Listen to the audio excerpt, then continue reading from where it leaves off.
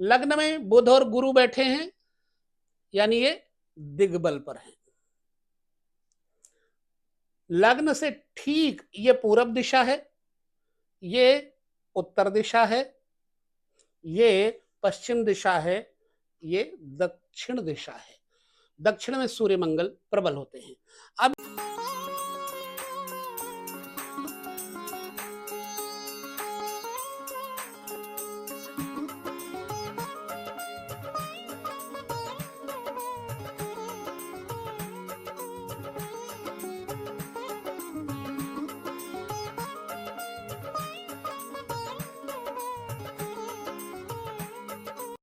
सभी दर्शकों को नमस्कार, जय श्री कृष्णा, प्रणाम। क्या होता है ग्रहों का बल, दिग्बल?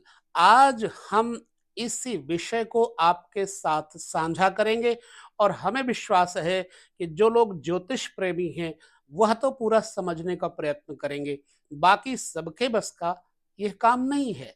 अभी हम फलादेश बनाने की विधि क्या है, सूत्र क्या है, फार्मूला क्या है, उस पर आपको लेकर चलते हैं। फार्मूला मेन होता है, कुंडली हो या कोई भी जीवन चक्र हो, उसमें फार्मूला ही काम करता है। आप लोग पूछा करते हैं कि कैसे पता करें कि ग्रह बली है या निर्बल है। सो आज हम इस डाउट को आपके सामने क्लियर करने का एक प्रयत्न करते हैं। कितना क्लियर होता है वो तो आपकी समझ पर निर्भर करता है। देखिए, जन्म कुंडली में मैं आपको एक चक्र भी दिखाऊंगा अभी।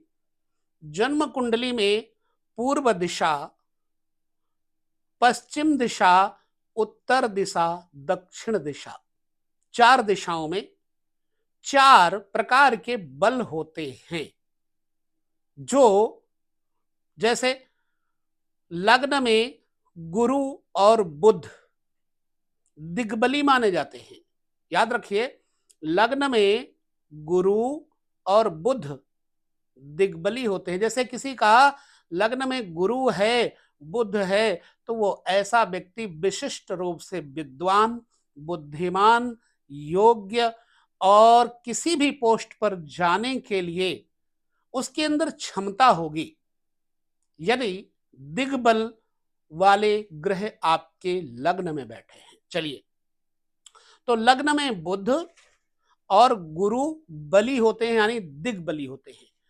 चतुर्थ स्थान पर चंद्रमा और शुक्र यदि हो तो दिग्बली होते हैं।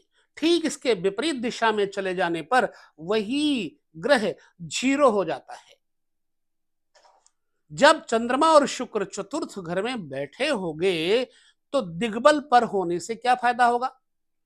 जातक को अच्छा वाहन चौथा घर देता है, अच्छा मकान चौथा घर देता है, अच्छी मां और मां के संस्कार। हालांकि प्रत्येक व्यक्ति की मां अच्छी होती है, लेकिन मां की कुशाग्रता, मां की बुद्धिमत्ता से बच्चे के ऊपर संस्कार बहुत अच्छे मिलते हैं। तो इसलिए चौथे घर में यदि दिग्बली ग्रह बैठे हैं तो मातृ पक्ष, वाहन पक्ष और भूमि, मकान, बंगला पक्ष तथा जनता, पब्लिक और राजनीति का पक्ष आपका मजबूत हो जाता है। तो चौथे घर में कौन से दिग्बली ग्रह हैं?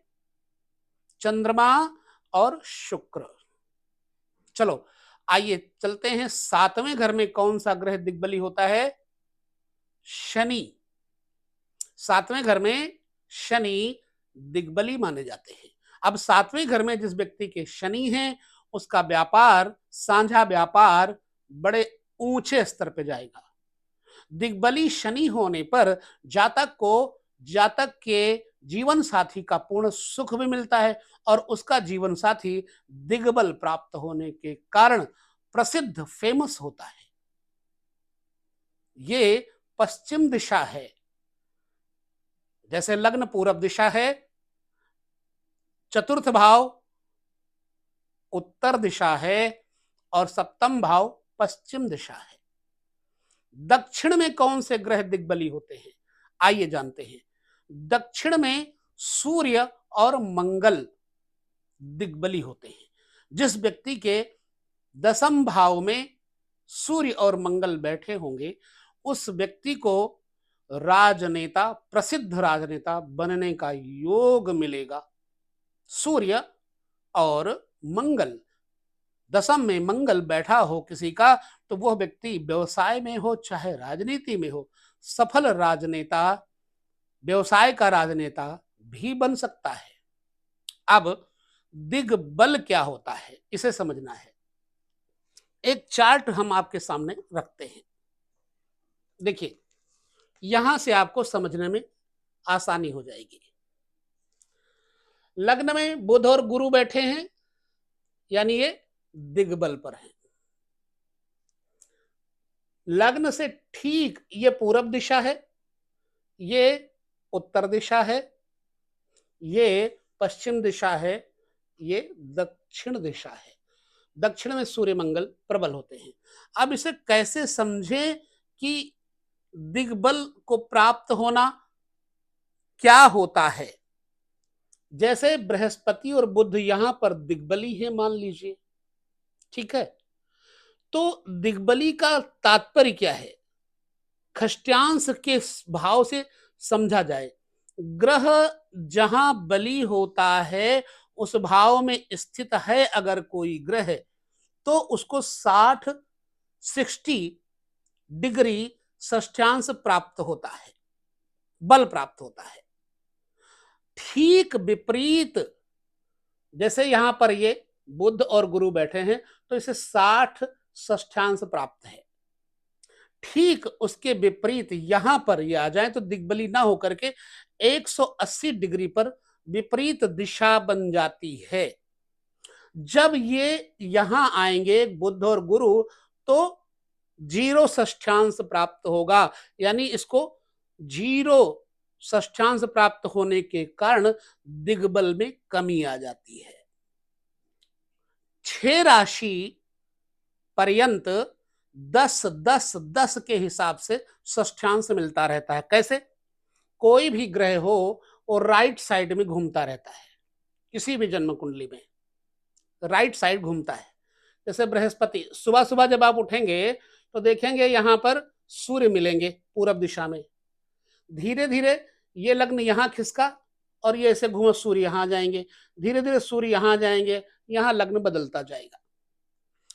अब समझना है कि जैसे हम आपको कैसे समझाएं, विपरीत दिशा में शून्य षष्ठांश बल प्राप्त होता है, अर्थात 6 राशि में ग्रह को 60 षष्ठांश बल प्राप्त होता है, अर्थात प्रत्येक भाव में 10 षष्ठांश बल प्राप्त होता है या कम होता है। जब ग्रह इधर घूमे, इधर आए तो बल कम हो जाएगा, ग्रह इधर जाए तो बल बढ़ता जाए। अभी इस पर चर्चा करते हैं। यदि ग्रह अपनी दिशा में स्थित हो तो 60 षष्ठांश बल प्राप्त होता है। फर्ज कीजिए यहां पर सूर्य है, इनको 60 षष्ठांश बल प्राप्त है, लेकिन अगर यहां पर आ जाए सूर्य तो 50 षष्ठांश रह जाएगा, यहां पर आ जाए सूर्य तो 40 षष्ठांश रह जाएगा, यहां पर आ जाए तो 30 षष्ठांश रह जाएगा। ठीक, अब 30 के बाद यहां 20 रह जाएगा, यहां 10 रह जाएगा और यहां 0 हो जाएगा। तो सूर्य अगर चौथे घर में आ जाएंगे तो दिग्बल षष्ठांश में 0 हो जाएगा। इसे इसी तरह से समझना चाहिए।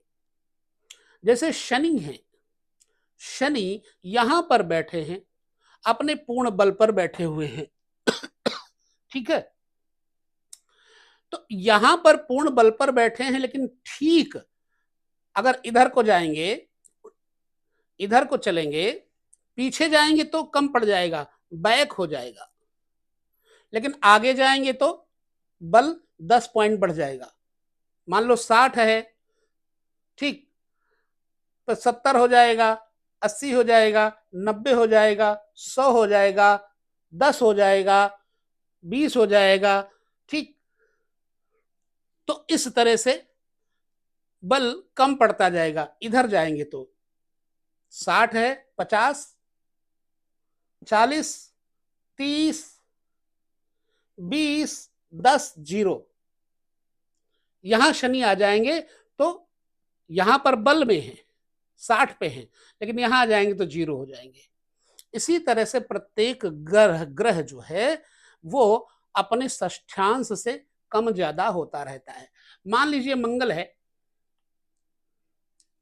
अगर मंगल इधर को जाए 11वें घर में, 10 बल कम पड़ गया, 60 से 50 रह गया, 50 से 40 रह गया, 40 से 30 रह गया, 30 से 20 रह गया, 20 से 10 रह गया और 10 से 0 रह गया, तो मंगल यहां आ जाएंगे तो 0 हो जाएंगे।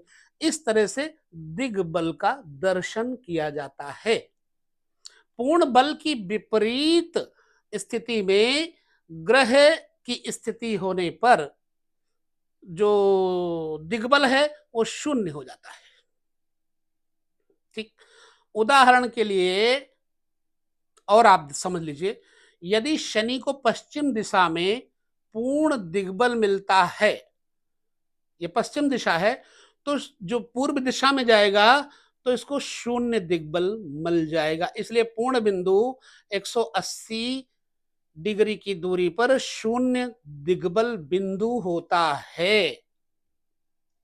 ये समय का बल बताया जाता है। ठीक, दिग्बल से अभिप्राय हमने आपको बताया, इसका साधन जन्म के वर्ष, महीने, वार, दिन आदि के अनुसार किया जाता है। तो दिग्बल के बाद काल बल आता है, काल बल के बाद पक्ष बल आता है, पक्ष के बाद त्रिभाग बल आता है। इस प्रकार से बलों को समझना चाहिए। काल बल का मतलब क्या है? जो ग्रह दिन में बली होते हैं सौम्य होते हैं, जो ग्रह अशुभ होते हैं वो रात्रि में बली होते हैं। इसी प्रकार पक्ष बल में जो ग्रह बुरे होते हैं वो कृष्ण पक्ष में बली होते हैं और शुक्ल पक्ष में निर्बल होते हैं। इसी तरह से जो ग्रह शुभ हैं वो शुक्ल पक्ष में बली होते हैं, कृष्ण पक्ष में निर्बल हो जाते हैं। तो ये होता है काल बल, नतोन्नत बल, दिवा व रात्रि बल, पक्ष बल। जैसे चंद्रमा है तो चंद्रमा को शुभ मानते हैं हम, परंतु कब तक? शुक्ल पक्ष की अष्टमी से लेकर के कृष्ण पक्ष की अष्टमी तक चंद्रमा का बल रहता है, बाकी यह भी पापिष्ट हो जाता है चंद्रमा भी। इसी तरह से सभी ग्रहों के बारे में समझना चाहिए, बल के बारे में। यही नहीं कि मेष में सूर्य नीच के उच्च के हो गए, तुला में नीच के हो गए, नहीं, दिग्बल भी देखना है। वैदिक ज्योतिष बड़ा कठिन है, परंतु गुरु कृपा मिल जाए तो वैदिक ज्योतिष द बेस्ट है, सबका गॉड फादर है, सबका डैडी है। तो कृष्ण पक्ष, शुक्ल पक्ष में जन्म होने के कारण ग्रहों का जो उनको जो बल मिलता है उसे पक्ष बल कहते हैं। एक चंद्रमास में कृष्ण पक्ष तथा शुक्ल पक्ष होते हैं। प्रत्येक 15 दिनों के बराबर एक पक्ष 15 दिनों के बराबर रहता है। शुक्ल पक्ष में चंद्रमा बढ़ता है और कृष्ण पक्ष में चंद्रमा घट जाता है। फिर कहता हूं, सभी अशुभ ग्रह कृष्ण पक्ष में बली होते हैं और सभी शुभ ग्रह शुक्ल पक्ष में बली होते हैं। जैसे बृहस्पति, शुक्र, शुभ ग्रहों से युक्त बुध बैठे हों तो नैसर्गिक शुभ ग्रह हैं। सूर्य, मंगल, शनि तथा अशुभ ग्रहों से बुध अगर नैसर्गिक अशुभ ग्रह है तो चंद्रमा शुक्ल पक्ष की अष्टमी से कृष्ण पक्ष की अष्टमी तक शुभ माना जाता है, बाकी दिनों में अशुभ होता है। ये रहा बल समझाने का मेरा अभिप्राय। नोटिस कर लीजिएगा, बुध शुभ भी है, बुध अशुभ भी है। जिसके साथ बुध बैठेगा वैसा हो जाएगा। बुध को राजकुमार कहा गया है। तो पक्ष बल को समझाने के लिए काल बल, दिग्बल से अभिप्राय मेरा यही था कि आपको जब कुंडली का विश्लेषण करना हो तो इन बलों को जरूर देख लेना। अगर आपके समझ में आया तो ठीक, कोशिश किया मैंने समझाने का, पर भाषा में शायद कुछ आप न समझ पाए, परंतु मेरा प्रयास भाव से रहा है। तो पक्ष बल, दिग्बल, काल बल, त्रिभाग बल, इन सभी बलों के बारे में, 9 बलों के बारे में आपको समझना होगा। फिर से कह देता हूं, नतोन्नत व दिवारात्रि बल, दूसरा है पक्ष बल, तीसरा है त्रिभाग बल, चौथा है वर्षाधिपति बल, पांचवा है मास बल, छठा है वार बल, सातवां है होरा बल, आठवां है अयन बल, नवा है युद्ध बल। इन बलों के बारे में आपको जानना जरूरी है। धीरे धीरे आपको वीडियो में हम समझाएंगे, जितना हम समझ पाते हैं उतना ही समझाते हैं। तो यहां विराम लेते हैं, अगले विषय की चर्चा हम अगले वीडियो में करेंगे। तब तक नमस्कार, जय श्री कृष्ण, प्रणाम।